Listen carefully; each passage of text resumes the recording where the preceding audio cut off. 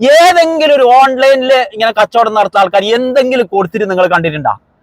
ഇത് ഇപ്പൊ പറഞ്ഞില്ലെങ്കിൽ പിന്നെ എപ്പോ പറയാനാണ്? എന്താണെന്നല്ലേ, നമ്മളെ നാട്ടിലാണെങ്കിൽ ഇവിടെ ഗൾഫിലൊക്കെ ആണെങ്കിൽ സാധാരണക്കാർ ചെറുകിട സ്ഥാപനങ്ങൾ നടത്തുന്നതുണ്ട്. അതായത് ബക്കാലുകള്, സൂപ്പർ മാർക്കറ്റുകള്, അതുപോലെ തന്നെ ചെറിയ മത്താമുകള്, ഹോട്ടലുകള്, നാട്ടിലാണെങ്കിൽ ചെറിയ മൊബൈലിന്റെ കടകള്, അതുപോലെ തന്നെ പലചരക്ക് കട, ഇങ്ങനെയൊക്കെ നടത്തുന്ന ആൾക്കാർ.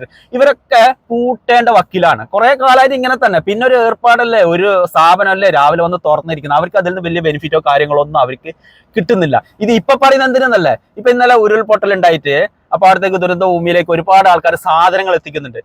അപ്പൊ ഈ ചെറിയ ചെറിയ സ്ഥാപനങ്ങൾ അവർക്ക് കട ഓപ്പൺ ചെയ്തിട്ട് ചെരുപ്പും ഡ്രസ്സും മക്കളെ എന്താ വേണ്ട നിങ്ങൾ എടുത്ത് അങ്ങോട്ട് കൊണ്ട് കൊടുക്കുന്നു. ഏതെങ്കിലും ഒരു ഓൺലൈനിൽ ഇങ്ങനെ കച്ചവടം നടത്തുന്ന ആൾക്കാർ എന്തെങ്കിലും കൊടുത്തിട്ട് നിങ്ങൾ കണ്ടിട്ടുണ്ടോ? എവിടെയെങ്കിലും കണ്ടിട്ടുണ്ടോ?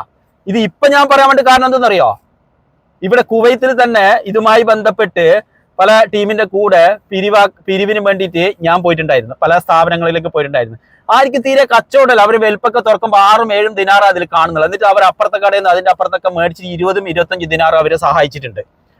അപ്പൊ ഇവിടെ തന്നെ ഓൺലൈൻ ഒരു ലൈസൻസ് ഒരു കാര്യങ്ങളും ഇല്ല, ഓൺലൈൻ കച്ചവടം നടത്തുന്ന ആൾക്കാരുണ്ട്. അപ്പൊ അവർക്ക് വിളിച്ചു നോക്കിയിട്ടായിട്ട് ഞാൻ പറഞ്ഞു, ഞാൻ വിളിക്കടാ കുറച്ച് കഴിഞ്ഞിട്ട്. പിന്നെ വിളിച്ചിട്ട് ഫോൺ എടുക്കുന്നില്ല. ദിവസം 1 കഴിഞ്ഞു.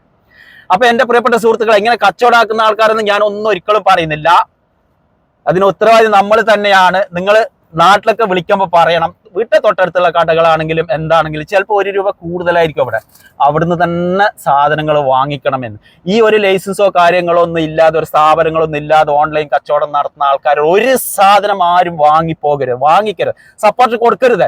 ഇവരാരും ഇങ്ങനെയുള്ള ഒരു കാര്യങ്ങൾക്ക് കൊടുക്കുന്നില്ല. ഇവർ എവിടെ ഉണ്ട് എന്തോ നമുക്ക് അറിയുന്നില്ലല്ലോ, ഇതൊക്കെ മൊബൈലല്ലേ കാര്യങ്ങള്. അതേപോലെ ഒരു സ്ഥാപനമാണെങ്കിലോ അവർക്ക് പോയിട്ട് എന്നിട്ട് നമുക്ക് കൈ നീട്ടാൻ വേണ്ടി പറ്റും, ഹെൽപ്പ് ചെയ്യണം എന്ന് പറഞ്ഞാൽ അവരില്ലെങ്കിൽ അവർ തരുന്നുണ്ട്. ഇപ്പൊ നാട്ടിലത്തെ കാണുന്നില്ല. ഇതിന് മുമ്പത്തെ ആ പ്രശ്നങ്ങൾ വന്നപ്പോൾ അങ്ങനെ തന്നെ ആയിരുന്നു.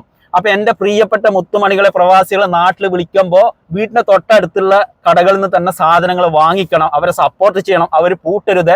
അവർ പൂട്ടാതെ നിലനിൽക്കേണ്ടത് നമ്മളെയും കൂടെ ആവശ്യമാണ്. ഞാൻ ഇത്ര ആരും ഒരു വ്യക്തിപരമായിട്ടുള്ള ഒരു പരാമർശം ഒന്നും നടത്തിയതല്ല, വിഷമം കൊണ്ട് പറഞ്ഞതാണ്. അപ്പൊ എല്ലാവരോടും സ്നേഹം മാത്രം.